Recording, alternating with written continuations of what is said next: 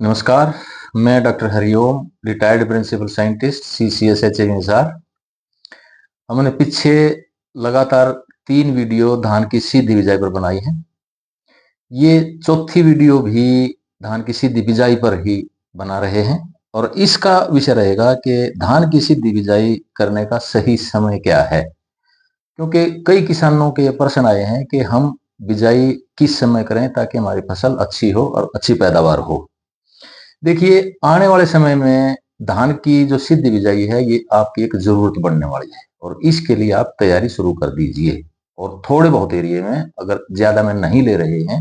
तो इसको अवश्य करके देखें आप और इसको एरिया को लगातार बढ़ाएं। अब जो लेबर की समस्या है वो भी बढ़ती जा रही है,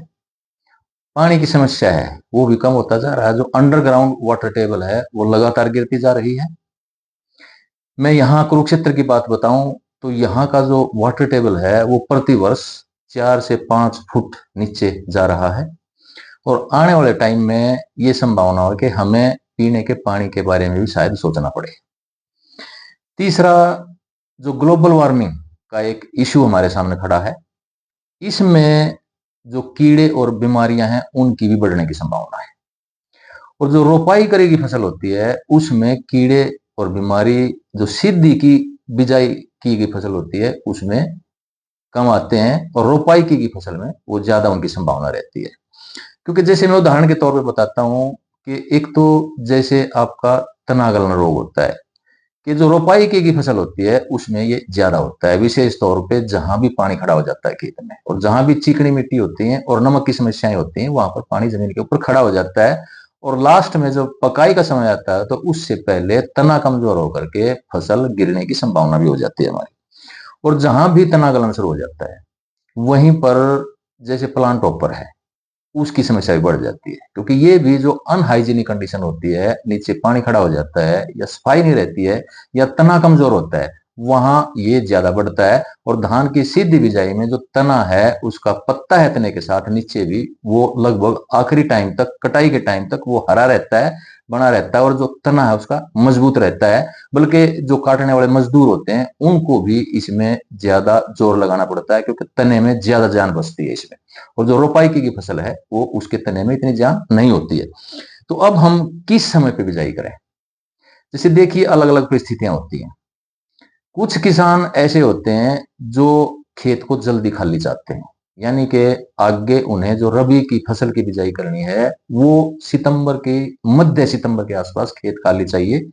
ताकि वो सब्जियां हैं विशेष तौर पे जैसे आलू है या दूसरी जो भी सर्दियों की फसलें हैं उनकी बिजाई टाइम पे हो सके और अगेती हो सके, क्योंकि अगेती फसल के ही सब्जियों के ही रेट किसान को अच्छे मिल पाते हैं। या दूसरी फसलें जैसे बरसीम है, सरसों है या कोई और फसल बिजाई करनी है और खेत खाली जल्दी चाहिए, तो वो किसान किस समय बिजाई करें? वो किसान, अब उनका सही उचित समय है, जैसे 15 या 20 मई तक वो फसल की बिजाई कर दें, सीधी बिजाई। तो इसमें किस्में कौन सी रहेंगी? वो किस्में लें जो लगभग 115 से 120 दिन में पक जाती हैं, यानी कि बीज से बीज तक, बीज बोने से और पकाई तक 115 से 120 दिन का समय लें। उनमें मुख्य तौर पे एक तो है पूसा बासमती 1509 जो लगभग 120 दिन का समय पकाई में लेती है, बीज से बीज तक। दूसरी है पीबी पूसा बासमती 1692, ये लगभग 110 से 115 दिन का समय लेती है। तीसरी असुगंधित किस्मों की अगर बात करें तो इसमें कुछ हाइब्रिड भी आए हुए हैं जो अच्छी पैदावार दे रहे हैं, और PR 126 भी ऐसी वैरायटी है जो लगभग 120 से 122 दिन का बीज से बीज पकाई का समय लेती है। एक बात और मैं बताना चाहूंगा कि जैसे हमने यही किस्में मान लो अगर रोपाई की गई है इनकी, तो ये इतना समय लेती है जितना मैंने बताया है, और इन्हीं किस्मों का अगर आप सिद्ध बिजाई में प्रयोग करते हैं तो लगभग 5 से 7 दिन तक ये समय कम लेती हैं और खेत को उससे रोपाई की गई फसल से लगभग 1 सप्ताह पहले ही खाली कर देते हैं। तो दूसरा, जो किसान होते हैं जो जिनको खेत को जल्दी खाली करने का एक विशेष जरूरत नहीं होती है, तो उनके लिए जो HAU हिसार और पंजाब एग्रीकल्चर यूनिवर्सिटी ने जो बिजाई का सही समय बताया है वो जून का दूसरा और तीसरा सप्ताह बताया है। तो ये इसलिए है कि इस टाइम तक अगर बिजाई हो जाती है और उसके बाद मानसून का सीजन शुरू हो जाता है, बारिशें आने लग जाती हैं, तो उस टाइम तक ये जो हमने बिजाई की है इसका जमाव हो जाता है और आगे जो इसका बढ़वार है या विकास है वो अच्छी तरह से होने लगता है बारिशें शुरू होने के बाद। तो इसमें कौन सी किस्में रहेंगी? इसमें आप जो भी आपके एरिया के हिसाब से, पानी के हिसाब से, जमीन के हिसाब से जो उचित किस्में हो, जो उचित विकास करती हो, उचित पैदावार देती हो, उन्हीं उन्हीं की आप काश्त इसमें कर सकते हैं। जैसे कम अवधि में पकने वाली, जैसे 115 से 120 दिन की जो किस्में हैं वो भी ले सकते हैं, और 130-35 दिन तक की जो किस्में हैं, जो अर्ली मध्यम अवधि की या मध्यम अवधि किस्में बोलते हैं इनको, तो इनकी भी आप इसमें बिजाई कर सकते हैं। लेकिन जो लंबी अवधि में पकने वाली किस्में जैसे पूसा 44 है या PR 114 है, इसमें कोशिश करें कि इनको अवॉइड करें, क्योंकि ज्यादा समय भी लेती हैं ये और इसमें परफॉर्मेंस भी सही नहीं आ पाती है। तीसरी कंडीशन ऐसी है कि जहां पर नमक विद्यमान है, और लगभग हरियाणा की सिचुएशन ऐसी है कि 70% पानी और जमीनों में नमक विद्यमान रहते हैं। तो इन स्थानों पे आप अगर CSR 30 वैरायटी लें या तरावड़ी बासमती लें या पाकिस्तानी बासमती भी कहते हैं, या इसमें HBC 19, ये अलग अलग नामों से जानी जाती हैं, तो इनको आप ले सकते हैं। ये फोटो सेंसिटिव वैरायटीज होती हैं, तो इनको आप थोड़ा सा लेट भी आप बिजाई कर देंगे, जैसे 15-20 जून तक या इवन इससे थोड़ा सा लेट भी आप बिजाई करें, तो इनकी जो पकाई होती है वो अक्टूबर के लास्ट में जाकर के होती है, या अक्टूबर के लास्ट से लेकर नवंबर के पहले सप्ताह तक इनकी पकाई हो पाती है, और उसी समय पे ये पकती हैं। थोड़ा सा आगे पीछे भी आप बिजाई करते हैं तो उससे ज्यादा फर्क नहीं पड़ता है। तो इस तरह से आप अपने हिसाब से, अपने एरिया के हिसाब से, मिट्टी के हिसाब से आप किस्मों का चुनाव कर सकते हैं। एक जहां पर भी नमक विद्यमान है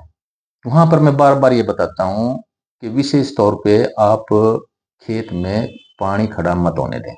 विशेष तौर पे अगर घुलनशील नमक है, तो अगर बारिश का पानी भी है तो उसमें वो बिना खड़ा होने दें। और एक चीज का विशेष ध्यान रखें कि खेत की लेजर लेवलिंग के करने के बाद ही धान की सीधी बिजाई करें, और उसके बाद, क्योंकि उसमें पतला पानी आता है, पानी कहीं भी खड़ा नहीं होता है, और विशेष तौर पे जहां नमक की समस्या होती है वहां पर वो फसल अच्छी परफॉर्म करती है, अच्छा जमा होती है, देती है। और एक चीज जो इसमें इंपॉर्टेंट है कि दूसरा और तीसरा सप्ताह इसलिए बताया गया है कि जैसे आपकी 20 जून के बाद बारिशें शुरू हो जाती हैं और उसके बाद जब फसल जम जाती है तो उसकी परफॉर्मेंस अच्छी रहती है। तो इन चीजों का अगर हम ध्यान रखेंगे तो धान की सीधी बिजाई में हमें सर्दिया तौर पे सफलता मिलेगी। और अब समय है कि इसके ऊपर आपको प्रयोग करना चाहिए, और जो किसान नहीं लगाते हैं उनके ऊपर, उनको भी इसके ऊपर काम करना चाहिए, और इसमें पानी की बचत भी करना चाहिए, क्योंकि इससे एक फ्यूचर की जो एक जो अंदेशा है, जो ग्लोबल वार्मिंग है या दूसरी तरह की जो समस्याएं आने वाली हैं, इसमें काफी हद तक आप प्राकृतिक संसाधनों का संरक्षण कर सकेंगे। धन्यवाद।